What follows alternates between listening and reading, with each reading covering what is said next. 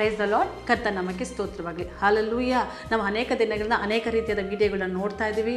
ಅದರ ಮೂಲಕವಾಗಿ ನೀವು ಕೂಡ ಆಶೀರ್ವಾದವಾಗಿದ್ದೀರಾ ಅಂತೇಳಿ ನಾನು ನಂಬ್ತೇನೆ. ದೇವರು ನಿಮ್ಮನ್ನು ಆಶೀರ್ವದಿಸಲಿ. ಸೊ ಇವತ್ತು ಕೂಡ ಒಂದು ಒಳ್ಳೆಯ ಸಂದೇಶದೊಂದಿಗೆ ನಾನು ನಿಮ್ಮನ್ನು ನೋಡಲಿಕ್ಕೆ ಬಂದಿದ್ದೇನೆ. ಹೌದಲ್ವಾ? ಯಾವ ಸಂದೇಶ ಇವತ್ತು ನಾವು ನೋಡುವುದಾದರೆ ದೇವರಿಗೆ ನಾವು ತಗ್ಗಿಸಿಕೊಳ್ಳುವುದು. ಹಲ್ಲೆಲೂಯಾ. ತಗ್ಗಿಸುವಿಕೆ ಮತ್ತು ನಾವು ದೇವರಿಗೆ ಭಯಪಡುವುದು, ಈ ಎರಡು ವಿಷಯಗಳನ್ನು ನಾವು ನೋಡಿಕೊಳ್ಳೋಣ.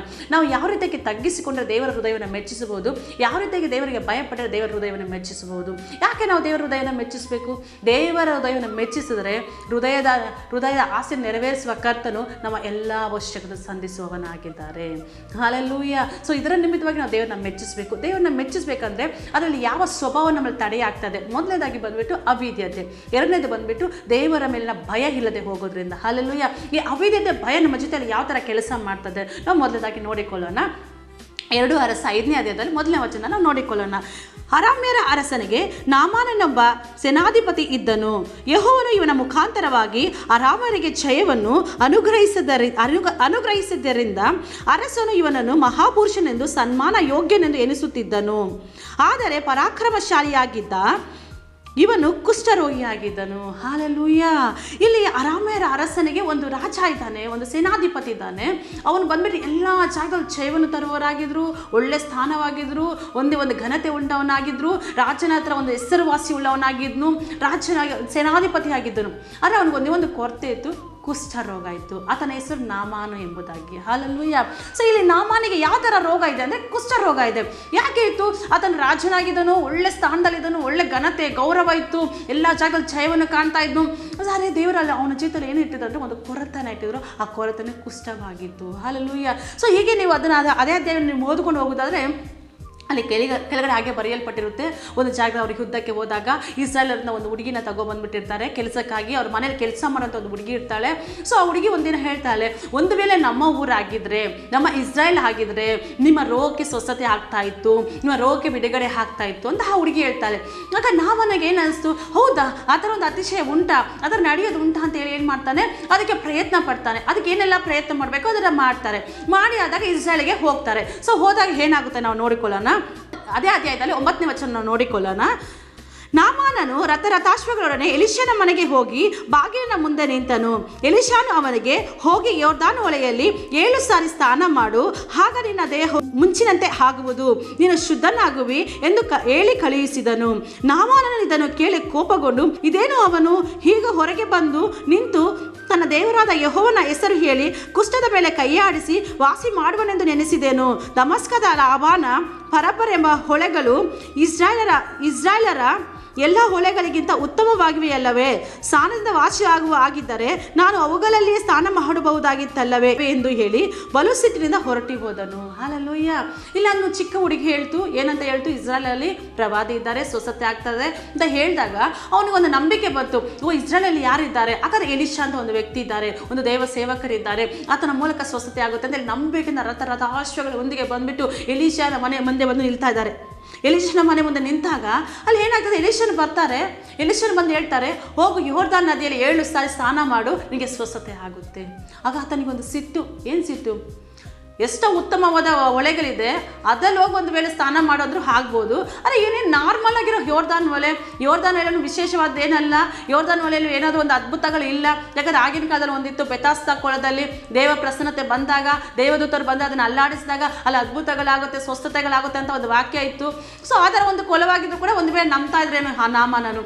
ಅಲ್ಲಿ ಏನಿದೆ, ನಾರ್ಮಲ್ ಯೊರ್ದಾನ್ ಅನ್ನೋದು ಎಲ್ಲ ಜನಗಳು ಬಂದು ಸ್ನಾನ ಮಾಡುವಂಥ ಜಾಗ, ಎಲ್ಲ ಜನಗಳು ಬಂದು ಹೋಗುವಂಥ ಜಾಗ, ಎಲ್ಲರೂ ಹಾದು ಹೋಗುವಂಥ ಜಾಗ, ನಡೆದು ಹೋಗುವಂಥ ಜಾಗ. ಹೋಗಿ ಯೊರ್ದಾನಲ್ಲಿ ಸ್ನಾನ ಮಾಡಕ್ಕೆ ಹೇಳ್ತಾ ಇದ್ದಾರಲ್ಲ. ಹಲ್ಲೆಲೂಯಾ. ಹಲ್ಲೆಲೂಯಾ. ಹೋಗಿ 7 ಸಾರಿ ಸ್ನಾನ ಮಾಡೋದು ನಾನು ಹೇಗೆ ಮಾಡೋದು ಅವ್ರಿಗೆ ಸಿಟ್ಟು ಬರ್ತದೆ. ಅವ್ರು ಅಂದ್ಕೊಂಡ್ರು ಒಂದು ದೈವ ಸೇವಕರನ್ನ ಬರ್ತಾರೆ, ನನ್ನ ಕುಷ್ಠದ ಮೇಲೆ ಕೈ ಇಡ್ತಾರೆ, ಅಲ್ಲಾಡಿಸಿ ಪ್ರಾರ್ಥನೆ ಮಾಡಿಸ್ತಾರೆ, ಆಗ ನನಗೆ ಸ್ವಸ್ಥತೆ ಆಗುತ್ತೆ, ಯೆಹೋವನ ನಾಮದಲ್ಲಿ ಸ್ವಸ್ಥತೆ ಆಗುತ್ತೆ ಅಂತೇಳಿ ಏನೇನೋ ಅನೇಕ ಕಲ್ಪನೆಯೊಂದಿಗೆ ಬಂದಿದ್ದಾರೆ. ಅಲ್ಲಿ ಏನಾಗ್ತದೆ, ಎಲಿಷನ್ ಏನು ಮಾಡ್ತಾ ಇದ್ದಾರೆ, ಜಸ್ಟ್ ಸಿಂಪಲ್ ಆಗಿ ಒಂದು ಮಾತು ಹೇಳ್ತಾರೆ, ಹೋಗು ಸ್ನಾನ ಮಾಡಿ 7 ಸಾರಿ. ಹಲ್ಲೆಲೂಯಾ. ಯಾಕೆ ಆ ಥರ ಹೇಳಿದ್ರು ಗೊತ್ತಾ? ನಾಮಾನನಿಗೆ ಆಸ್ತಿ ಇತ್ತು, ಅಂತಸ್ತಿತ್ತು, ಒಳ್ಳೆ ಹೆಸರಿತ್ತು, ಗೌರವ ಇತ್ತು, ಗಂಭೀರ ಇತ್ತು. ಆದರೆ ಗರ್ವ ಇದ್ದಿದ್ದರಿಂದ ಆತನಿಗೆ ಆ ಕುಷ್ಠರೋಗ ಬಂದಿತ್ತು. ಹಾಲೆಲೂಯ. ಅದನ್ನು ತಗ್ಗಿಸುವಿಕೆ ಇಲ್ಲ. ಆ ಕುಷ್ಠರೋಗ ನೋಡಿ, ಆಗಿನ ಕಾಲದಲ್ಲಿ ಬಟ್ಟೆ ಬಂದ್ಬಿಟ್ಟು ಏನೋ ಒಂದು ಸಿಂಪಲ್ ಆಗಿ ಈಗ ಆಗೋ ಥರ ಆಗಿನ ಕಾಲದಲ್ಲಿ ಬಟ್ಟೆಗಳು ಬಂದ್ಬಿಟ್ಟು ಈಗ ಹಾಕೋ ಥರ ಹಾಕ್ತಾ ಇರಲಿಲ್ಲ. ಎಲ್ಲ ಒಂದು ಯುದ್ಧ ವೀರರಂದ್ರೆ ಎಲ್ಲ ಕವಚಗಳನ್ನ ಹಾಕಿ ಫುಲ್ ತಲೆಯಿಂದ ಕೆಳಗಡೆವರೆಗೆ ಎಲ್ಲ ಕ್ಲೋಸ್ ಮಾಡಿರ್ತಾ ಇದ್ರು. ಕೆಲವೊಂದು ಸರ್ವಾಯುಧಗಳನ್ನ ಹಾಕ್ಕೊಂಡು ಕೆಲವೊಂದು ವಸ್ತ್ರಗಳಿಂದ ದೇಹವನ್ನೆಲ್ಲ ಮುಚ್ಚಿದ್ರು. ಅದನ್ನು ಕುಷ್ಠ ಒಂದು ವೇಳೆ ಯಾರು ಕಾಣಿಸ್ತಿದ್ದಿರ್ಬೋದು, ಅದನ್ನು ಕುಷ್ಠವನ್ನು ಅವನು ಸೀಕ್ರೆಟ್ ಆಗಿ ಇಟ್ಟಿರಬಹುದು. ಸೊ ದೇವ್ರು ಏನು ಮಾಡ್ತಾ ಇದ್ದಾರೆ ಅಂದರೆ, ಆ ಕುಷ್ಠ ಗೊತ್ತಾದರೆ ಅವನಲ್ಲಿ ತಗ್ಗಿಸುವಿಕೆ ಬರುತ್ತೆ. ಆ ಕುಷ್ಠ ಇನ್ನೊಬ್ಬರಿಗೆ ಗೊತ್ತಾದಾಗ, ಅಯ್ಯೋ ನಾಮಾನಿಗಿಂತ ರೋಗ ಇಲ್ಲ ಅಂತ ಜನಗಳು ನೋಡಿದಾಗ ಇವನಲ್ಲಿ ಒಂದು ತಗ್ಗಿಸುವಿಕೆ ಬರುತ್ತೆ. ಇವನ ಗರ್ವವನ್ನು ಮುರಿಬೇಕು, ತಗ್ಗಿಸುವಿಕೆ ತರಬೇಕು ಅನ್ನೋದಕ್ಕೋಸ್ಕರನೇ ದೇವರವರ ಜೀವಿತದಲ್ಲಿ ಒಂದು ಕುಷ್ಠವನ್ನಿಟ್ಟರು. ಹಾಲೆಲೂಯ. ಇವತ್ತು ಅನೇಕ ಜಾಗದಲ್ಲಿ ಅನೇಕರಿಗೆ ಎಲ್ಲವೂ ಇರುತ್ತೆ, ಏನೋ ಒಂದು ಕೊರತೆ ಇರುತ್ತೆ. ಯಾಕೆ ಅಂದರೆ ನಿನ್ನ ಜೀವಿತದಲ್ಲಿ ಎಲ್ಲೋ ನೀನು ದೇವರಿಗೆ ತಗ್ಗಿಸಿಕೊಳ್ಳದೆ ಇರ್ತೀಯ, ಎಲ್ಲೋ ದೇವರಿಗೆ ವಿಧೇಯನಾಗದೆ ಇರ್ತೀಯ, ಎಲ್ಲೋ ದೇವರ ಮಾತಿಗೆ ಭಯ ಪಡದೆ ಇರ್ತೀಯ. ಅದರಿಂದ ದೇವರು ನಿನ್ನ ಜೀವಿತದಲ್ಲಿ ಒಂದು ಕೊರತೆಯನ್ನು ಇಟ್ಟಿರ್ತಾರೆ. ನಾಮಾನಿಗೆ ಒಂದು ಕುಷ್ಠವನ್ನಿಟ್ಟರು. ನಿನ್ನ ಜೀವಿತದಲ್ಲಿ ಅದು ಕಾಯಿಲೆಯಾಗಿರ್ಬೋದು, ಅದು ಸಮಸ್ಯೆ ಆಗಿರ್ಬೋದು, ಅದು ಕಷ್ಟವಾಗಿರ್ಬೋದು, ಅದು ಒಂದು ದೊಡ್ಡ ಭಾರವಾಗಿರ್ಬೋದು, ಏನೋ ಒಂದು ಹೋರಾಟವಾಗಿರ್ಬೋದು, ರಾತ್ರಿ ಆಗಲು ನಿದ್ದೆ ಬರದೇ ಇರ್ಬೋದು. ಹಲ್ಲೆಲೂಯಾ. ಯಾಕಂದರೆ ನಾನು ನೋಡಿದ್ದೀನಿ ಅನೇಕ ಸಾಹುಕಾರರು, ತುಂಬ ರಿಚ್ ಪೀಪಲ್, ಐಶ್ವರ್ಯವಂತರ ನೋಡಿದ್ದೀನಿ. ಅವರೆಲ್ಲ ಏನು ಹೇಳ್ತಾರೆ ಅಂದರೆ, ದುಡ್ಡಿದೆ, ಆಸ್ತಿ ಇದೆ, ಬಟ್ ನೆಮ್ಮದಿ ಇಲ್ಲ. ಯಾಕೆ ಇಲ್ಲ? ಎಲ್ಲೋ ನಿನ್ನಲ್ಲಿ ನಿನ್ನ ಕೆಲಸಕ್ಕೆ, ನಿನ್ನ ಆಸ್ತಿಗೆ, ನಿನ್ನ ಅಂತಸ್ತಿಗೆ ಗೌರವ ಕೊಡೋದ್ರಿಂದ ನಿನಗೆ ಸಿಗಬೇಕಾದ ಸಂತೋಷ, ನಿನಗೆ ಸಿಗಬೇಕಾದ ನೆಮ್ಮದಿ ಸಿಗುತ್ತಾ ಇಲ್ಲ. ಒಂದು ಕೊರತೆ ಅವ್ರ ಜೀವಿತದಲ್ಲಿ. ಆ ನೆಮ್ಮದಿ ಇಲ್ಲದೆ ಇರೋದೇ ಒಂದು ಕುಷ್ಠವಾಗಿದೆ. ಆ ಕಷ್ಟ ಅನ್ನೋದೇ ಒಂದು ಕುಷ್ಠವಾಗಿದೆ. ಆ ಸಾಲ ಅನ್ನೋದೇ ಒಂದು ಕುಷ್ಠವಾಗಿದೆ. ಆ ಕೊರತೆ ಅನ್ನೋದೇ ಒಂದು ಕುಷ್ಠವಾಗಿದೆ. ಹಲ್ಲೆಲೂಯಾ. ಅದೇ ರೀತಿಯಲ್ಲಿ ನಾಮಾನನಿಗೆ ಕೂಡ ಒಂದು ಕೊರತೆ ಬಂದಿದೆ, ಅದೇ ಕುಷ್ಠರೋಗವಾಗಿದೆ. ಅದಕ್ಕೆ ಪರಿಹಾರ ಏನು? ಯೋರ್ದಾನ್ ನದಿ ನಾರ್ಮಲ್ ನದಿನೇ, ಅದಕ್ಕೆ ಎಲಿಷಾನೇ ಹೇಳ್ಬೇಕಾಗಿತ್ತಾ? ಹಲ್ಲೆಲೂಯಾ. ಹೌದಲ್ವ? ಇದೆಲ್ಲ ಪ್ರಶ್ನೆ ನಾಮಾನಿಗೆ ಬಂದಿರುತ್ತೆ. ಮನೇಲಿ ಒಂದು ಕೆಲಸದವ್ರಿಗೆ ಹೇಳ್ತಾರೆ, ಹಿಂಗೆಲ್ಲ ಮಾಡ್ತಾರಲ್ಲ ಅಂದಾಗ ಆತನ ಒಂದು ಹೇಳ್ತಾರೆ, ಆ ಕೆಲಸಗಾರ ದಮಸ್ಕದವ್ರು ಹೇಳ್ತಾರೆ, ಒಂದು ವೇಳೆ ಎಲಿಷಾನು ಕಠಿಣವಾಗಿರೋದನ್ನ ಹೇಳಿದಾಗ ನೀವು ಅದನ್ನ ಕೈಗೊಂಡು ನಡೀತಾ ಇದ್ರಲ್ಲ, ಇದನ್ನು ಜಸ್ಟ್ ಮಾಡಿ ನೋಡ್ರಿ. ಹಲ್ಲೆಲೂಯಾ. ಹಾಗೆ ಹೇಳಿದಾಗ ನಾಮಾನನ್ನು ಹೋಗಿ ಸ್ಥಾನಕ್ಕೆ ಹೋಗ್ತಾರೆ. ಮೊದಲನೇದಾಗಿ ಅಲ್ಲಿ ದೇವ್ರು ಏನು ಮಾಡಿದ್ರು ಅಂದರೆ, ನಾಮಾನನ ಗರ್ವವನ್ನು ಮುರಿಯಲ್ಪಟ್ಟಿತ್ತು. ಹೇಗೆ ಅಂದರೆ, ಅಲ್ಲಿ ಜನಗಳು ಓಡಾಡೋಂಥ ಜಾಗ, ಯೋರ್ದಾನ್ ನದಿ ಒಂದು ನಾರ್ಮಲ್ ಜಾಗ, ಅನೇಕ ಜನಗಳು ಓಡಾಡುವಂಥ ಜಾಗ, ನಾರ್ಮಲಾಗಿ ಎಲ್ಲ ಜನಗಳು ಬಂದು ಹೋಗುವಂಥ ಜಾಗ. ಆ ಜಾಗದಲ್ಲಿ 7 ಸರಿ ಸ್ನಾನ ಮಾಡಬೇಕಾದ್ರೆ 7 ಸರಿ ಅವನು ಬಟ್ಟೆ ಬಿಚ್ಚೋದ್ರಲ್ಲಿ ಹೋಗ್ಬೇಕಾಗಿತ್ತು. ಹಲ್ಲೆಲೂಯಾ. ಬಟ್ಟೆ ಬಿಚ್ಚಿದಾಗ ಅವನ ರೋಗ ಎಲ್ಲರಿಗೂ ಕಾಣಲ್ಪಡ್ತಾ ಇತ್ತು, ಆತನ ಒಂದು ಕುಷ್ಠ ಎಲ್ಲರೂ ನೋಡಬೇಕಾಗಿತ್ತು. ಆಗ ನಾಮಾನಿಗೆ ಅನಿಸಿರುತ್ತೆ, ನಮ್ಮಲ್ಲಿ ಕೂಡ ಕೊರತೆ ಇದೆ, ನಾವೆಲ್ಲ ಉನ್ನತವಾಗಿ ನಿಂತರೂ ಕೂಡ ಎಲ್ಲೋ ಒಂದು ಜಾಗ ನಾವು ತಗ್ಗಿಸಿಕೊಳ್ಬೇಕಾಗಿರುತ್ತೆ. ಆ ಗರ್ವಲ್ಲಿ ಮುರಿಯಲ್ಪಟ್ಟಿತ್ತು. ನಾಮಾನನಿಗೆ ಸ್ವಸ್ಥತೆ ಉಂಟಾಯಿತು. ಹಲ್ಲೆಲೂಯಾ. ಹಲ್ಲೆಲೂಯಾ. ಅಲ್ಲಿ ನೀರು ವಿಶೇಷವಾದಲ್ಲ, ಎಲಿಷಾನು ಹೇಳಿದ ಮಾತು ವಿಶೇಷವಾದಲ್ಲ, ಅಲ್ಲಿ ಆತನು ತಗ್ಗಿಸಿಕೊಂಡಲ್ಲ, ದೇವರಿಗೆ ವಿಧೇಯತ್ವದಲ್ಲಿ ಬಂದನಲ್ಲ ಮಾತು, ಅದೇ ಅಲ್ಲಿ ಅದ್ಭುತವನ್ನು ಉಂಟು ಮಾಡಿತು. ಹಲ್ಲೆಲೂಯಾ. ನಿನ್ನಲ್ಲಿ ಕೂಡ ಯಾವ ವಿಷಯದಲ್ಲಿ ದೇವರಿಗೆ ತಗ್ಗಿಸಿಕೊಳ್ಬೇಕಾಗಿದೆ, ಯಾವ ವಿಷಯದಲ್ಲಿ ದೇವರ ಮಾತಿಗೆ ನೀನು ಭಯ ಪಡಬೇಕಾಗಿದೆ, ನಿನ್ನಲ್ಲಿ ತಗ್ಗಿಸಿಗೂ ದೇವರ ಭಯ ಬರುವುದಾದರೆ, ನಿನ್ನಲ್ಲಿ ಇರುವಂಥ ಕುಷ್ಠಾನ ರೂಪದಲ್ಲಿ ಇರುವಂಥ ಯಾವುದೇ ಸಮಸ್ಯೆಗಳಿದ್ರು ಅದು ದೇವರು ನಿನ್ನಿಂದ ಬಿಡುಗಡೆ ಮಾಡ್ತಾರೆ. ಹಲ್ಲೆಲೂಯಾ. ಹಲ್ಲೆಲೂಯಾ. ಹಾಗೆ ನಾವು ಹೀಗೆ ನೋಡ್ಕೊಳ್ಳೋಣ. 1 ಸಮುವೇಲ 15ನೇ ಅಧ್ಯಾಯದಲ್ಲಿ ಮೊದಲನೇ ವಚನ ನೋಡಿಕೊಳ್ಳೋಣ. ಸಮುವೇಲನು ಸೌಲನಿಗೆ, ಯೆಹೋವನು ನಿನ್ನನ್ನು ತನ್ನ ಪ್ರಜೆಗಳಾದ ಇಸ್ರಾಯೇಲರ ಮೇಲೆ ಅರಸನಾಗಿ ಅಭಿಷೇಕಿಸಿರುವುದಕ್ಕೋಸ್ಕರ ನನ್ನನ್ನು ಕಳಿಸಿದನಲ್ಲ. ಆತನು ಹೀಗೆ ಹೇಳುವುದನ್ನು ಕೇಳು. ಸೇನಾಧೀಶ್ವರಾದ ಯೆಹೋವನು ನನಗೆ, ಇಸ್ರಾಯೇಲರು ಐಗುಪ್ತದಿಂದ ಬರುತ್ತಿರುವಾಗ ದಾರಿಯಲ್ಲಿ ಅಮಾಲೇಕ್ಯರು ಅವರಿಗೆ ವಿರೋಧವಾಗಿ ನಿಂತು ತೊಂದರೆ ಪಡಿಸುವುದರಿಂದ ನಾನು ಅವರಿಗೆ ಮುಯ್ಯಿ ತೀರಿಸುವೆನು. ಈಗ ನೀನು ಹೋಗಿ ಅವರನ್ನು ಸೋಲಿಸಿ ಅವರಿಗಿರುವುದೆಲ್ಲವೆಲ್ಲ ಸಂಪೂರ್ಣವಾಗಿ ಹಾಳು ಮಾಡು. ಗಂಡಸರು, ಹೆಂಗಸರು, ಮಕ್ಕಳನ್ನು, ಶಿಶುಗಳನ್ನು, ಎತ್ತು, ಕುರಿ, ಕತ್ತೆ, ಒಂಟೆ ಇವುಗಳನ್ನೆಲ್ಲವನ್ನು ಕನಿಕರವಿಲ್ಲದೆ ಕೊಂದು ಹಾಕು ಎಂದು ಹೇಳುತ್ತಾನೆ. ಹಲ್ಲೆಲೂಯಾ. ಇಲ್ಲಿ ಏನಾಗ್ತಾ ಇದೆ ಅಂತಂದರೆ, ಇಲ್ಲೇನಾಗ್ತದೆ ಅಂದರೆ, ಸಮುವೇಲ ಬಂದು ಸೌಲನಿಗೆ ಹೇಳ್ತಾ ಇದ್ದಾರೆ. ಯಾಕೆ ಸಮುವೇಲ ಬಂದು ಸೌಲನಿಗೆ ಹೇಳ್ತಾ ಇದ್ದಾರೆ ಅಂದರೆ, ದೇವರು ಸಮುವೇಲನ ಮೂಲಕವಾಗಿಯೇ ಸೌಲನ ರಾಜ್ಯಾಭಿಷೇಕ ಮಾಡಿದ್ರು, ರಾಜನ ಸ್ಥಾನವನ್ನು ಕೊಟ್ಟರು. ಯಾರ ಮೇಲೆ ರಾಜನ ಸ್ಥಾನ ಕೊಟ್ಟರು? ಇಸ್ರಾಯೇಲ್ ಜನರ ಮೇಲೆ ರಾಜನ ಸ್ಥಾನವನ್ನು ಕೊಟ್ಟರು. ಹಲ್ಲೆಲೂಯಾ.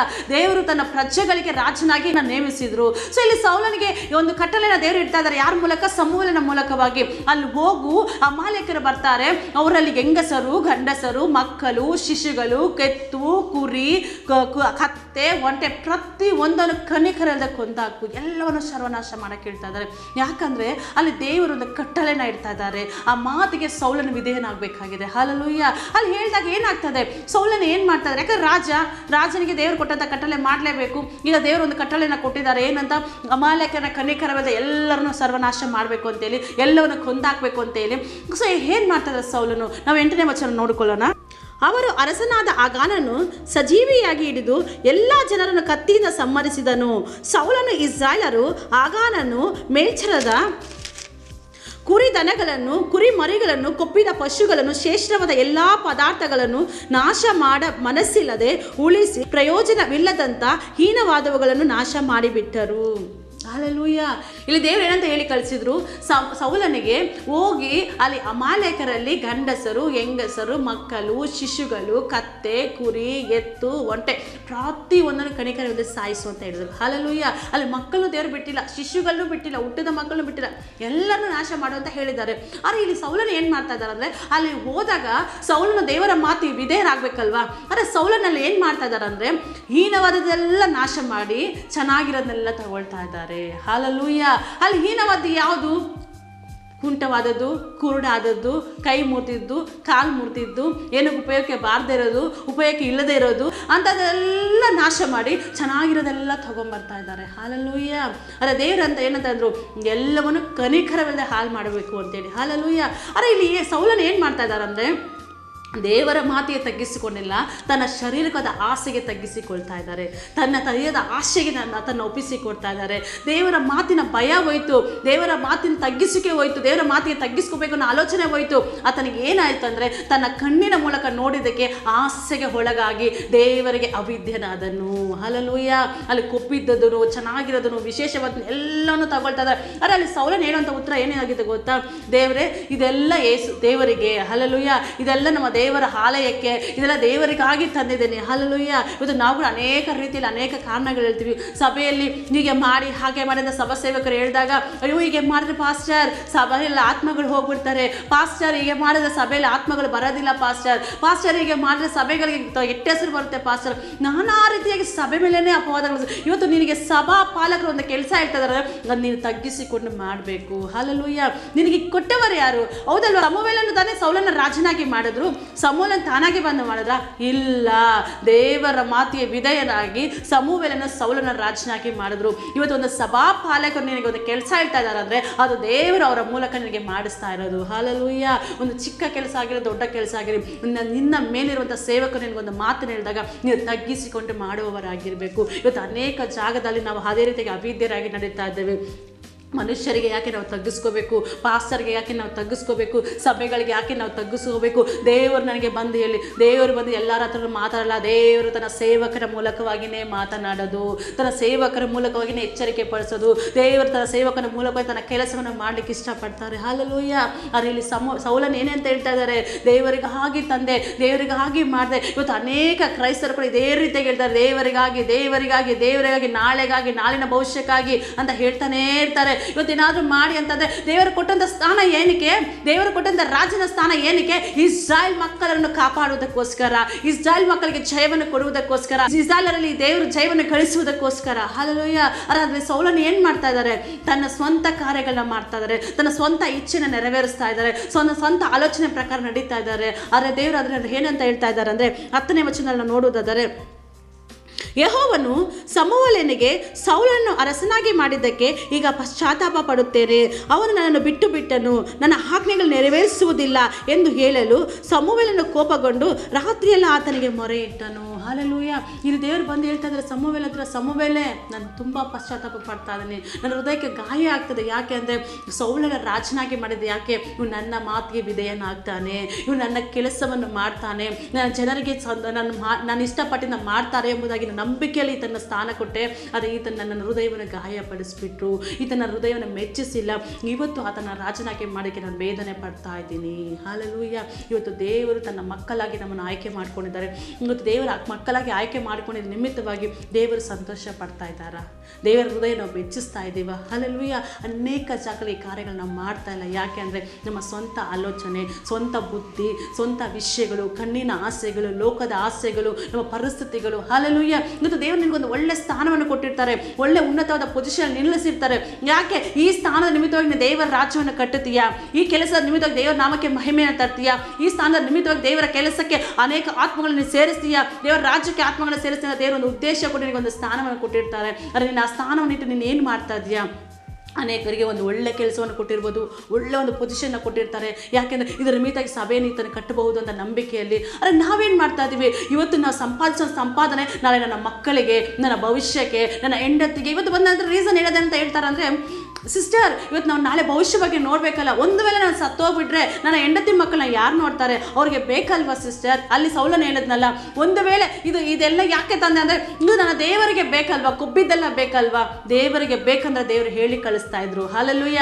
ದೇವರು ಕೊಟ್ಟಂತ ನಿನ್ನ ಹೆಂಡತಿ, ನಿನ್ನ ಮಕ್ಕಳಿಗೆ ದೇವರಿಗೆ ಪೋಷಿಸಲಿಕ್ಕೆ ಗೊತ್ತು, ದೇವರಿಗೆ ಸಾಕಿ ಸಲಹಿಸಲಿಕ್ಕೆ ಗೊತ್ತು, ಕೊಟ್ಟ ಆತನಿಗೆ ನಡೆಸಲಿಕ್ಕೂ ಕೂಡ ಗೊತ್ತು. ಅದಕ್ಕಾಗಿ ನೀನು ಚಿಂತೆ ಪಡಬೇಡ. ನಿನಗೆ ಕೊಟ್ಟಂಥ ಸ್ಥಾನ ಏನಕ್ಕೆ ಅಂದರೆ ದೇವರನ್ನು ಮಹಿಮೆ ಪಡಿಸೋದಕ್ಕೋಸ್ಕರ, ದೇವರ ಮಾತಿಗೆ ವಿಧೇಯನಾಗಿ ಆತನ ಹೇಳಿದ ಮಾತಿಗೆ ತಗ್ಗಿಸಿಕೊಂಡು ನಡೆಯೋದಕ್ಕೋಸ್ಕರ, ನಿನಗೆ ಕೊಟ್ಟಂಥ ಸ್ಥಾನದಲ್ಲಿ ನೀನು ಅವಿಧೇಯತನಾಗಿ ನಡೆಯುವುದರಿಂದ ದೇವರು ನಿನ್ನ ನಿಮಿತ್ತ ಹೃದಯದಲ್ಲಿ ಗಾಯ ಪಡ್ತಾ ಇದ್ದಾರೆ, ನಿನ್ನ ನಿಮಿತ್ತ ದೇವರ ಹೃದಯದಲ್ಲಿ ನೊಂದುಕೊಳ್ತಾ ಇದ್ದಾರೆ. ಹಾಲೆಲೂಯ. ಇದು ದೇವರು ಎಷ್ಟು ವೇದನೆ ಪಡ್ತಾ ಇದ್ದಾರೆ. ಇದು ದೇವರು ಒಂದು ಮಾತನ್ನು ಹೇಳ್ತಾ ಇದ್ದಾರೆ. ಅದೇ ಒಂದು ಸಮುವೇಲ 15ನೇ ಅಧ್ಯಾಯದಲ್ಲಿ 22ನೇ ವಚನ ನಾವು ನೋಡುವುದಾದರೆ, ಅದಕ್ಕೆ ಸಮುವೇಲನು ಯೆಹೋವನು ವಿಧೇಯತೆಗೆ ಮೆಚ್ಚುವಷ್ಟು ಯಜ್ಞ ಹೋಮಗಳಿಗೆ ಮೆಚ್ಚುತ್ತಾನೋ? ಯಜ್ಞವನ್ನು ಅರ್ಪಿಸುವುದಕ್ಕಿಂತ ಮಾತು ಕೇಳುವುದು ಉತ್ತಮವಾಗಿದೆ. ಟಗರುಗಳ ಕೊಬ್ಬಿಗಿಂತ ವಿಧೇಯತ್ವವು ವಿಶೇಷವಾಗಿದೆ. ಅವಿಧವು ಮಂತ್ರತಂತ್ರಗಳಷ್ಟೇ ಕೆಟ್ಟದಾಗಿರುವುದು. ಹಠವು ಮಿತಭಕ್ತಿಗೂ ವಿಗ್ರಹಾರಾಧನೆಗೂ ಸಮಾನವಾಗಿರುವುದು. ನೀನು ಯೆಹೋವನ ಮಾತನ್ನು ತಳ್ಳಿಬಿಟ್ಟದರಿಂದ ಆತನು ನಿನ್ನನ್ನು ಅರಸುತನದಿಂದ ತಳ್ಳಿಬಿಟ್ಟಿದ್ದಾನೆ ಎಂದು ಹೇಳಿದನು. ಹಾಲೆಲೂಯ. ಇಲ್ಲೇನಾಗ್ತಾ ಇದೆ ನೋಡಿ, ದೇವರು ಯಜ್ಞ ಹೋಮಕ್ಕಿಂತನೂ, ಕಾಣಿಕೆಗಿಂತನೂ, ನೈವೇದ್ಯಕ್ಕಿಂತನೂ ಮೆಚ್ಚೋದು ಏನಕ್ಕಂದರೆ ನಿನ್ನಲ್ಲಿರುವಂಥ ವಿಧೇಯತ್ವಕ್ಕೆ. ಹಾಲೆಲೂಯ. ದೇವರ ಮಾತಿಗೆ ನೀನು ತಗ್ಗಿಸಿಕೊಡ್ತೀಯಲ್ಲ, ಅದಕ್ಕೆ ದೇವರು ಮೆಚ್ತಾರೆ, ಅದಕ್ಕೆ ಪ್ರತಿಫಲ ದೇವರು ನಿನಗೆ ಕೊಡ್ತಾರೆ. ಬರೀ ನಾನು ಕಾಣಿಕೆ ಕೊಡ್ತೀನಿ, ದಶಮಭಾಗ ಕೊಡ್ತೀನಿ, ನಾನು ಇದು ಮಾಡ್ತೀನಿ ಅದು ಮಾಡ್ತೀನಿ ಅಂತ ದೇವರು ಅದಕ್ಕೆ ಮೆಚ್ಚೋದಿಲ್ಲ. ಯಜ್ಞವನ್ನು ಕೊಡ್ತೀನಿ ಅಂತ ಮೆಚ್ಚೋದಿಲ್ಲ, ಪಶ್ಚಿಮವನ್ನು ಕೊಡ್ತೀನಿ ಅಂತ ಮೆಚ್ಚೋದಿಲ್ಲ. ಆಗಿನ ಕಾಲದಲ್ಲಿ ವಿಶೇಷವಾದ ಯಜ್ಞ ದೇವರಿಗೆ ಬಲಿ ಸಮರ್ಪಿಸೋದು, ಅದು ಕೊಟ್ಟರು ಕೂಡ ದೇವರು ಸಂತೋಷ ಪಡಲ್ಲ ಅಂತೆ. ನೀನು ತಗ್ಗಿಸಿಕೊಂಡ್ರೆ ದೇವರು ಸಂತೋಷ ಪಡ್ತಾರಂತೆ. ಆಗ ದೇವರ ಹೃದಯದ ಸಂತೋಷ ಉಂಟಾಗುತ್ತಂತೆ. ಹಾಲೆಲೂಯ. ನೀನು ತಗ್ಗಿಸಿಕೊಳ್ಳದೆ ಇಲ್ಲದೆ ಅಟ್ಟ ಮಾರಿತನದಿಂದ ನಾನು ಮಾಡೋದನ್ನೇ ಮಾಡ್ತೀನಿ, ನಾನು ಇದ್ದಾಗೆ ಇರ್ತೀನಿ, ನಾನು ಬದಲಾಯಿಸಿಕೊಳ್ಳೋದಿಲ್ಲ, ಪಾಸ್ಟರ್ ಮಾತಿಗೆ ತಗ್ಗಿಸ್ಕೊಳ್ಳೋದಿಲ್ಲ, ಸೇವಕರ ಮಾತಿಗೆ ತಗ್ಗಿಸ್ಕೊಳ್ಳೋದಿಲ್ಲ, ನನ್ನ ಮೇಲೆ ನೇಮಿಸಿದ ಯಾರೇ ಅಧಿಕಾರಿಗೆ ನಾನು ತಗ್ಗಿಸಿಕೊಳ್ಳೋದಿಲ್ಲ, ನಾನು ನಂದೇ ಅಂತ ಇರುವಂಥ ಪ್ರತಿಯೊಬ್ಬರಿಗೂ ದೇವರು ಹೇಳ್ತಾ ಇದ್ದಾರೆ, ನಿನ್ನ ನಿಮಿತ್ತ ನಾನು ವೇದನೆ ಪಡ್ತಾ ಇದ್ದೀನಿ, ನಿನಗೆ ಕೊಟ್ಟಂಥ ಸ್ಥಾನದ ನಿಮಿತ್ತವಾಗಿ ನಾನು ವೇದನೆ ಪಡ್ತಾ ಇದ್ದೀನಿ, ನಿನಗೆ ಕೊಟ್ಟಂಥ ಜಾಗದ ನಿಮಿತ್ತವಾಗಿ, ನಿನಗೆ ಕೊಟ್ಟಂಥ ಆಶೀರ್ವಾದ ನಿಮಿತ್ತವಾಗಿ ನಾನು ವೇದನೆ ಪಡ್ತಾ ಇದ್ದೀನಿ. ಹಾಲೆಲೂಯ. ವೇದನೆ ಪಟ್ಟು ದೇವರು ಒಂದು ಮಾತು ಹೇಳ್ತಾ ಇದ್ದಾರೆ, ಅವನ ಅರಸ ಸ್ಥಾನ ನಾನು ತಳ್ಳಿ ಬಿಟ್ಟಿದ್ದೇನೆ. ಹಾಲೆಲೂಯ. ಹಾಲೆಲೂಯ. ಲೋಕಕ್ಕೆಲ್ಲ ಸೌಲನ ರಾಜನಾಗೇ ಇದ್ರು, ಹೌದಲ್ವಾ? ಆದರೆ ದೇವರ ಹೃದಯದ ಸ್ಥಾನ ಇಲ್ಲ. ಇದು ದೇವರ ಹೃದಯದ ಸ್ಥಾನ ಇಲ್ಲದೆ ಹೋದರೆ ಆಶೀರ್ವಾದವನ್ನು ನಾವು ಕಾಣಲಿಕ್ಕೆ ಆಗೋದಿಲ್ಲ. ಹಾಲೆಲೂಯ. ಇಲ್ಲಿ ದೇವರು ಹೇಳ್ತಾ ಇದ್ದಾರೆ, ನೀನು ತಗ್ಗಿಸುವಿಕೆ ಇಲ್ಲಾಂದರೆ ಮಾಟ ಮಂತ್ರದಷ್ಟು ವಿಗ್ರಹ ಆರಾಧನೆಯಷ್ಟು ಶಾಪವಾಗಿದೆ ಅಂತೆ. ಒಂದು ವೇಳೆ ನಾನು ಚಿಕ್ಕ ಉದಾಹರಣೆಗೆ ಹೇಳ್ತೀನಿ. ನಾವು ಸತ್ತೋಗ್ಬಿಟ್ವಿ, ತೀರ್ಕೊಂಡ್ಬಿಟ್ವಿ. ತೀರ್ಕಾಗಿ ಒಂದು ದಿನ ಬರುತ್ತೆ, ನ್ಯಾಯ ತೀರ್ಪಿನ ದಿನ. ಆ ನ್ಯಾಯ ತೀರ್ಪಿನ ದಿನದಲ್ಲಿ ಮಾಟ ಮಂತ್ರ ಮಾಡೋರೆಲ್ಲ ಒಂದು ಕ್ಯೂವಲ್ಲಿ ನಿಂತಿರ್ತಾರೆ. ಯಾಕೆ? ದೇವರಿಗೆ ವಿರೋಧವಾಗಿ ಪಾಪ ಮಾಡಿದ್ರು, ದೇವ್ರ ವಿರೋಧವಾದ ಅಸಹ್ಯ ಕಾರ್ಯಗಳ ಮಾಡಿದ್ರು, ವಿಗ್ರಹಾರಾಧನೆ ಮಾಡೋದಲ್ಲಿ ನಿಂತಿರ್ತಾರೆ. ಅವರ ಪಕ್ಕದಲ್ಲಿ ಕ್ರೈಸ್ತರದ ನಾವು ನಿಂತಿರ್ತೀವಿ. ಆಗ ಒಂದು ವೇಳೆ ಅವ್ರು ನಮ್ಮನ್ನು ನೋಡಿಬಿಟ್ಟು ನೀವು ಏನು ಮಾಡಿದ್ರಿ ಅಂತ ಕೇಳಿದ್ರೆ ಏನಂತ ಹೇಳೋದು? ತಗ್ಗಿಸುವಿಕೆ ಇಲ್ಲ. ನೋಡಿ, ಇಷ್ಟು ಚೆನ್ನಾಗಿ ಇಷ್ಟು ದೇವರ ವಾಕ್ಯನ ಅರ್ತು ತಗ್ಗಿಸುವಿಕೆ ಒಂದಿಲ್ಲ ಅಂದರೂ ಕೂಡ ನಾವು ಕೂಡ ಅಲ್ಲಿ ನರಕದಲ್ಲೇ ನಿಲ್ಲಬೇಕಾಗುತ್ತೆ. ಯಾಕಂದ್ರೆ ಮಾಟ ಮಂತ್ರ ಮಾಡಿದವ್ರಿಗೂ ಅದೇ ದಂಡನೆ, ತಗ್ಗಿಸುವಿಕೆ ಇಲ್ದವ್ರಿಗೆ ಅದೇ ದಂಡನೆ. ಹಾಲೆಲೂಯ. ನ್ಯಾಯ ತೀರ್ಪಿನ ದಿನದಲ್ಲಿ ನಾವು ದೇವರ ಹೃದಯವನ್ನು ಮೆಚ್ಚಿಸಬೇಕು ಅಂದರೆ ನೀನು ದೇವರ ಮಾತಿಗೆ ಭಯಪಟ್ಟು ದೇವರ ಮಾತಿಗೆ ವಿಧೇಯನಾಗಿರಬೇಕು. ಹಾಲೆಲೂಯ. ಯಾಕಂದರೆ ದೇವರು ನಮ್ಮ ಕೈಯಲ್ಲಿ ಸತ್ಯವೇದವನ್ನು ಕೊಟ್ಟಿದ್ದಾರೆ. ಸತ್ಯವೇದದಲ್ಲಿ ದೇವರಿಗೆ ಭಯಪಡೋದು ಹೇಗೆ, ದೇವರಿಗೆ ವಿಧೇಯತ್ವದಲ್ಲಿ ಬರೋದು ಹೇಗೆ ಅಂತ ತಿಳಿಯಪಡಿಸಿದೆ. ಅದು ಸೇವಕರ ಮೂಲಕವಾಗಿ ಹೇಳುವಾಗ ಅದನ್ನು ಸ್ವೀಕಾರ ಮಾಡಿಕೊಳ್ಳೋರಾಗಿರಬೇಕು. ಹಾಲೆಲೂಯ. ವಾಕ್ಯ ನಮಗೆ ಬರ್ತಾ ಇದೆ, ವಾಕ್ಯ ನಮ್ಮ ಕಿವಿಯಲ್ಲಿ ಬೀಳ್ತಾ ಇದೆ ಅಂದರೆ ಖಂಡಿತ ದೇವರು ಅದರ ಮೂಲಕ ನಿನ್ನ ಹತ್ರ ಮಾತಾಡ್ತಾ ಇದ್ದಾರೆ, ನಿನ್ನ ತಿದ್ದಿಸ್ಬೇಕಂತ ದೇವರು ಆಸೆ ಪಡ್ತಾ ಇದ್ದಾರೆ. ಹಾಲೆಲೂಯ. ಇನ್ನೂ ನೀನು ಆ ವಾಕ್ಯಕ್ಕೆ ತಗ್ಗಿಸಿಕೊಂಡಿಲ್ಲ ಅಂದರೆ ನಿಮಿತ್ತ ದೇವರು ವೇದನೆ ಪಡುವವರಾಗಿರ್ತಾರೆ. ಹಾಲೆಲೂಯ. ಸೊ ನಾವು ಮತ್ತೊಂದು ವಾಕ್ಯ ನೋಡಿಕೊಳ್ಳೋಣ. ವಿಮೋಚನಾ ಕಾಂಡ 19ನೇ ಅಧ್ಯಾಯದಲ್ಲಿ 5ನೇ ವಚನ ನೋಡಿಕೊಳ್ಳೋಣ. ಹೀಗಿರಲಾಗಿ ನೀವು ನನ್ನ ಮಾತನ್ನು ಶ್ರದ್ಧೆಯಿಂದ ಕೇಳಿ ನಾನು ಮಾಡುವ ನಿಬಂಧನೆಯನ್ನು ಅನುಸರಿಸಿ ನಡೆದರೆ ನೀವು ಎಲ್ಲ ಜನಾಂಗಗಳಲ್ಲಿ ನನಗೆ ಸ್ವಕೀಯ ಜನರಾಗಿರುವಿರಿ. ಸಮಸ್ತ ಭೂಮಿಯು ನನ್ನದಷ್ಟೇ. ನೀವು ನನಗೆ ಯಾಜಕ ರಾಜ್ಯವೂ ಪರಿಶುದ್ಧ ಜನವೂ ಆಗಿರುವಿರಿ. ಇದೇ ನೀನು ಇಸ್ರಾಯೇಲರಿಗೆ ಹೇಳಬೇಕಾದ ಮಾತು ಎಂದು ಹೇಳಿದನು. Hallelujah, hallelujah. ನೀನು ದೇವರ ಮಾತಿಗೆ ವಿಧೇಯರಾಗಿಬಿಟ್ರೆ ಸಾಕು. ದೇವರ ನನ್ನ ಸ್ವಕೀಯ ಜನವಾಗಿ ಮಾಡ್ಕೊಳ್ತೀನಿ. ದೇವರು ತನ್ನ ಮಕ್ಕಳಿಗೆ ಏನು ಬೇಕು ಎಲ್ಲವನ್ನು ಕೊಡುವವರಾಗಿದ್ದಾರೆ. ಸೊ ಇಸ್ರಾಯೇಲರು ನಂಬಿ ಬಂದರು ದೇವರನ್ನ. ಅವ್ರ ಮುಂದೆ ಇದನ್ನು ಕೆಂಪು ಸಮುದ್ರ ದೇವರು ಏನು ಮಾಡಿದ್ರು, ಇಬ್ಬಾಗ ಮಾಡಿದ್ರು. ಅವ್ರು ಕೇಳಿದಾಗ ಏನು ಕೊಟ್ಟರು, ಪರಲೋಕದ ಮನ್ನವನ್ನೇ ಕೊಟ್ಟರು. ಹಲ್ಲೆಲೂಯಾ. ಅವ್ರು ಮಾಂಸ ತಿನ್ನಬೇಕು ಅಂದಾಗ ಒಂದು ದೊಡ್ಡ ಗಾಳಿನ ಬೀಸಿ ಮಾಡಿ ಎಲ್ಲ ರಾವಕಿಗಳು ಬಂದು ಬೀಳುವಂತೆ ಮಾಡಿದ್ರು. ನೀನು ದೇವರ ಮಾತಿಗೆ ವಿಧೇಯನಾಗುವುದಾದರೆ ನಿನ್ನ ಹೃದಯದ ಆಸೆಗಳ ದೇವರು ನೆರವೇರಿಸುವಾಗಿರ್ತಾರೆ. ನೀನು ದೇವರ ಮಾತಿಗೆ ವಿಧೇಯನಾದರೆ ನಿನ್ನ ಕುಟುಂಬವನ್ನು ದೇವರು ಕಟ್ಟುವವರಾಗಿರ್ತಾರೆ. ನೀನು ದೇವರ ಮಾತಿಗೆ ವಿಧೇಯನಾಗುವುದಾದರೆ ನಿನ್ನ ಉನ್ನತ ಸ್ಥಾನಕ್ಕೆ ತೆಗೆದುಕೊಳ್ಳಕ್ಕೆ ದೇವರು ರೆಡಿಯಾಗಿರ್ತಾರೆ. ಹಲ್ಲೆಲೂಯಾ. ಸೊ ದೇವರು ಹೇಳ್ತಾರೆ, ನನ್ನ ಮಾತಿಗೆ ಶ್ರದ್ಧೆಯಿಂದ ಕಿವಿ ಕೊಟ್ಟು ಕೇಳೋರು. ಅಲ್ಲಿ ಸೌಲನ ಏನು ಮಾಡಿದ್ರು, ದೇವರ ಮಾತಿಗೆ ಕಿವಿ ಕೊಡಲಿಲ್ಲ. ಅಲ್ಲಿ ಅವಿದ್ಯರಾಗಿ ನಡೆದ್ರು. ಅವಿದ್ಯರಾಗಿ ನಡೆದಿಂದ ದೇವರ ಹೃದಯದಲ್ಲಿ ಗಾಯ ಆಗ್ತಾ ಇದೆ. ಅದೇ ಒಂದು ವೇಳೆ ನೀನು ವಿಧೇಯನಾಗಿ ನಡೆಯುವುದಾದರೆ ದೇವರ ಹೃದಯಕ್ಕೆ ಸಂತೋಷ ಉಂಟಾಗುವುದು. ದೇವರ ಹೃದಯಕ್ಕೆ ಸಂತೋಷ ಆದರೆ ನಿನ್ನ ಪ್ರತಿಯೊಂದು ಅವಶ್ಯಕತೆಗಳು ನೆರವೇರುವುದು, ನಿನ್ನ ಪ್ರತಿಯೊಂದು ಆಸೆಗಳು ನೆರವೇರುವುದು, ನಿನ್ನ ಹೃದಯದ ಇಷ್ಟಾರ್ಥಗಳು ದೇವರು ನೆರವೇರಿಸುವವರಾಗಿರ್ತಾರೆ. ಹಲ್ಲೆಲೂಯಾ. ನೀನು ದೇವರಿಗೆ ಮೆಚ್ಚುಗೆ ಆಗಿದೆ. ಕೀರ್ತನೆ 37:4 ಹೇಳುವ ಪ್ರಕಾರ ನಿನ್ನ ಎಲ್ಲ ಇಷ್ಟಾರ್ಥಗಳು ದೇವರು ಅರಿತುವವರಾಗಿರ್ತಾರೆ. ಹಲ್ಲೆಲೂಯಾ. ಸೊ ನಾವು ಮತ್ತೊಂದು ವಾಕ್ಯವನ್ನು ನೋಡಿಕೊಳ್ಳೋಣ. ಅರಣ್ಯಕಾಂಡ 12ನೇ ಅಧ್ಯಾಯದಲ್ಲಿ 3ನೇ ವಚನ ಹೀಗೆ ಹೇಳ್ತಾ ಇದೆ, ಆ ಮೋಶೆ ಭೂಮಿಯ ಮೇಲಿರುವ ಎಲ್ಲ ಮನುಷ್ಯರಿಗಿಂತಲೂ ಬಹು ಸ್ವಾತಿಕನು. ಹಲ್ಲೆಲೂಯಾ. ಅಲ್ಲಿ ಮೋಶೆನ ನಂಬಿ ದೇವರು 6 ಲಕ್ಷ ಜನರನ್ನ ಕಳಿಸಿದ್ದಾರೆ. ಯಾಕೆ ಕಳಿಸಿದ್ರೆ ಆತನು ಬಹು ಸ್ವಾತಿಕನು, ಅಂದರೆ ದೇವರ ಮಾತಿಗೆ ತಗ್ಗಿಸಿಕೊಳ್ಳುವವನಾಗಿದ್ದನು. ಹಲ್ಲೆಲೂಯಾ. ಎಂಥ ಒಂದು ತಗ್ಗಿಸುವಿಕೆ ಇದ್ದರೆ ದೇವರು ಎಷ್ಟು ನಂಬಿರ್ತಾರೆ. ಹಲ್ಲೆಲೂಯಾ. ಹೌದಲ್ವಾ. ಅದರಲ್ಲೇ ನೋಡಿ 6ನೇ ವಚನ ಹೇಳ್ತಾ ಇದೆ, ದೇವರು ಹೇಳ್ತಾ ಇದ್ದಾರೆ ಇಲ್ಲಿ, ನನ್ನ ಮಾತನ್ನು ಕೇಳಿರಿ. ನಿಮ್ಮಲ್ಲಿ ಪ್ರವಾದಿ ಇದ್ದರೆ ನಾನು ಅವನಿಗೆ ಜ್ಞಾನ ದೃಷ್ಟಿಯಲ್ಲಿ ಕಾಣಿಸಿಕೊಳ್ಳುವೆನು, ಇಲ್ಲವೇ ಸ್ವಪ್ನದಲ್ಲಿ ಅವನ ಸಂಗಡ ಮಾತನಾಡುವೆನು. ನನ್ನ ಸೇವಕನಾದ ಮೋಶೆ ಅಂಥವನಲ್ಲ, ಅವನು ನನ್ನ ಮನೆಯಲ್ಲೆಲ್ಲ ನಂಬಿಗಸ್ತನು. ಅವನ ಸಂಗಡ ನಾನು ಗೂಢವಾಗಿ ಎಲ್ಲ ಪ್ರತ್ಯೇಕದಲ್ಲಿ ಸ್ಪಷ್ಟವಾಗಿ ಮಾತನಾಡುವೆನು. ಅವನು ಯೆಹೋವನ ಸ್ವರೂಪವನ್ನು ದೃಷ್ಟಿಸುವವನು. ಹೀಗಿರಲು ನೀವು ನನ್ನ ಸೇವಕನಾದ ಮೋಶೆಗೆ ವಿರೋಧವಾಗಿ ಮಾತಾಡೋದಕ್ಕೆ ಭಯಪಡಬೇಕಾಗಿತ್ತು. ಹಲ್ಲೆಲೂಯಾ. ಇಲ್ಲಿ ದೇವರು ಹೇಳ್ತಾರೆ, ಒಂದು ಸೇವಕನಾಗಿದ್ರೆ, ಒಂದು ಪ್ರವಾದಿಯಾಗಿದ್ರೆ, ಒಂದು ವೇಳೆ ಅವನಿಗೆ ನನ್ನ ದರ್ಶನದ ಮೂಲಕ ಮಾತಾಡ್ತಾ ಇದೆ, ಒಂದು ವೇಳೆ ಕನಸಿನ ಮೂಲಕ ಮಾತಾಡ್ತಾ ಇದೆ, ಆದರೆ ನಾನು ಮೋಶೆ ಹತ್ರ ಆ ಥರ ಇಲ್ಲ, ಗೌಡವಾಗಿ ಅಲ್ಲ, ಸೀಕ್ರೆಟ್ ಆಗಿ ಅಲ್ಲ, ಪ್ರತ್ಯೇಕವಾಗಿ ಮಾತಾಡ್ತಾ ಇದ್ದೀನಿ. ಯಾಕೆಂದರೆ ಮೋಶೆಯು ದೇವರ ಮಾತಿಗೆ ವಿಧೇಯನಾಗುವವನಾಗಿದ್ದರು, ದೇವರಿಗೆ ತುಂಬ ತಗ್ಗಿಸಿಗೆ ಉಳ್ಳವನಾಗಿದ್ದನು, ನಂಬಿಗಸ್ತನಾಗಿದ್ದನು. ಹಲ್ಲೆಲೂಯಾ. ಅಲ್ಲಿ ಸೌಲನು ದೇವರಿಗೆ ನಂಬಿಗಸ್ತನಾಗಿರಲಿಲ್ಲ. ದೇವರು ನಂಬಿದ್ರು, ಈ ಸ್ಥಾನವನ್ನು ಕೊಟ್ಟರೆ ಇವ್ರು ನನ್ನ ಮಾತಿಗೆ ವಿಧೇಯನಾಗ್ತಾರೆ ಅಂತ ಅಂದ್ಕೊಂಡ್ರು. ಅಲ್ಲಿ ಅವರು ದೇವರಿಗೆ ನಂಬಿಗಸ್ತರಾಗಿರಲಿಲ್ಲ, ದೇವರಿಗೆ ಮೆಚ್ಚುಗೆ ತರುವಂಥ ಕಾರ್ಯಗಳನ್ನ ಮಾಡಿಲ್ಲ, ದೇವರ ಹೃದಯವನ್ನು ಸಂತೋಷ ಪಡಿಸಲಿಲ್ಲ. ಆದರೆ ಮೋಶೆಯು ದೇವರಿಗೆ ಮೆಚ್ಚುಗೆಯಾಗಿಯೂ ದೇವರಿಗೆ ನಂಬಿಗಸ್ತನಾಗಿಯೂ ದೇವರಿಗೆ ತಗ್ಗಿಸುವವನಾಗಿದ್ದನು. ಬಹು ಸ್ವಾತಿಕನೆಂಬುದಾಗಿ ಬರೆಯಲ್ಪಟ್ಟಿದೆ. ಹಾಗಾದರೆ ಎಷ್ಟು ಒಳ್ಳೆ ಮನಸ್ಸಿದಿರ್ಬೋದು, ಎಷ್ಟು ತಗ್ಗಿಸುವಿಕೆ ಮನಸ್ಸಿರ್ಬೋದು. ಆ ಎಷ್ಟು ತಗ್ಗಿಸಿದ ಮನಸ್ಸಿನಿಂದ ದೇವರು ಹೇಳ್ತಾ ಇದ್ದಾರೆ, ಸೇವಕರೊಂದಿಗೆ ನಾನು ಕನಸಿನಲ್ಲಿ ಮಾತಾಡ್ತೀನಿ, ಒಂದು ವೇಳೆ ಸ್ವಪ್ನದ ಮೂಲಕ, ಒಂದು ದರ್ಶನದ ಮೂಲಕ ಮಾತಾಡ್ತೀನಿ. ಆದರೆ ಮೋಶೆ ಹಾಗೆ ಅಲ್ಲ, ಅವನ ಹತ್ರ ನಾನು ಪ್ರತ್ಯೇಕವಾಗಿ ಮಾತಾಡ್ತೀನಿ, ಅವನ ಬಗ್ಗೆ ಮಾತಾಡಿ ನಿಮಗೆ ಭಯ ಬೇಕು. ಹಲ್ಲೆಲೂಯಾ. ಹಾಗಾದರೆ ದೇವರು ಎಷ್ಟು ಪ್ರೀತಿಸಿರ್ತಾರೆ. ಇವತ್ತು ನೀನು ನಾನು ದೇವರಿಗೆ ತಗ್ಗಿಸಿಕೊಂಡು ದೇವರಿಗೆ ಭಯಪಡುವುದಾದರೆ, ಮೋಶೆ ಜೀವಿತದಲ್ಲಿ ಸಾಕ್ಷಿ ಕೊಟ್ಟ ಪ್ರಕಾರ ಇವತ್ತು ದೇವರು ನಮ್ಮ ಜೀವಿತದಲ್ಲಿ ಕೂಡ ಸಾಕ್ಷಿ ಕೊಡ್ತಾರೆ. ಹಲ್ಲೆಲೂಯಾ. ಹೌದಲ್ವಾ. ಮೋಶೆನ ದೇವರು ಎಷ್ಟು ಇಷ್ಟಪಟ್ಟರಲ್ವಾ, ಅವನ ಅವಶ್ಯಕತೆ ದೇವರು ಸಂಧಿಸಿದ್ರಲ್ಲ. ಇವತ್ತು ನೀನು ನಾನು ದೇವರಿಗೆ ವಿಧೇಯರಾಗುತ್ತಾರೆ, ದೇವರು ನಮ್ಮ ಹೃದಯದ ಅವಶ್ಯಕತೆಗಳು ಸಂಧಿಸ್ತಾರೆ. ಹಲ್ಲೆಲೂಯಾ. ಸೊ ನಾವು ಮತ್ತೊಂದು ವಾಕ್ಯವನ್ನು ನೋಡಿಕೊಳ್ಳೋಣ. 1 ಪೇತ್ರ 2ನೇ ಅಧ್ಯಾಯದಲ್ಲಿ 13ನೇ ವಚನ ನೋಡಿಕೊಳ್ಳೋಣ. ಮನುಷ್ಯರು ನೇಮಿಸಿರುವ ಯಾವ ಅಧಿಕಾರಕ್ಕಾದರೂ ಕರ್ತನ ನಿಮಿತ್ತ ಅಧೀನರಾಗಿರಿ. ಹಲ್ಲೆಲೂಯಾ. ಇಲ್ಲಿ ಏನಂತ ಹೇಳ್ತಾ ಇದ್ದಾರೆ, ಮನುಷ್ಯರು ನೇಮಿಸಿರುವ ಯಾವ ಅಧಿಕಾರಕ್ಕಾದರೂ ಕರ್ತನ ನಿಮಿತ್ತ ಅಧೀನರಾಗಿರಿ. ಹಲ್ಲೆಲೂಯಾ. ಇವತ್ತು ನಿಮಗೊಂದು ಕೆಲಸ ಒಂದು ಮನುಷ್ಯನೇ ಕೊಡ್ಬೋದು. ಒಂದು ಉದಾಹರಣೆಗೆ ನೀವು ಕೆಲಸಕ್ಕೆ ಹೋಗೋರು, ಒಂದು ಆಫೀಸಲ್ಲಿ ಕೆಲಸ ಮಾಡೋರು ಇರ್ಬೋದು, ನಿಮ್ಮ ಮೇಲೆ ಒಂದು ಅಧಿಕಾರಿಗಳಿರ್ತಾರೆ. ಆ ಅಧಿಕಾರಿಗಳು ಹೇಳಿದಾಗ ನೀವು ತಗ್ಗಿಸಿಕೊಳ್ಳಲೇಬೇಕು. ಹಲ್ಲೆಲೂಯಾ.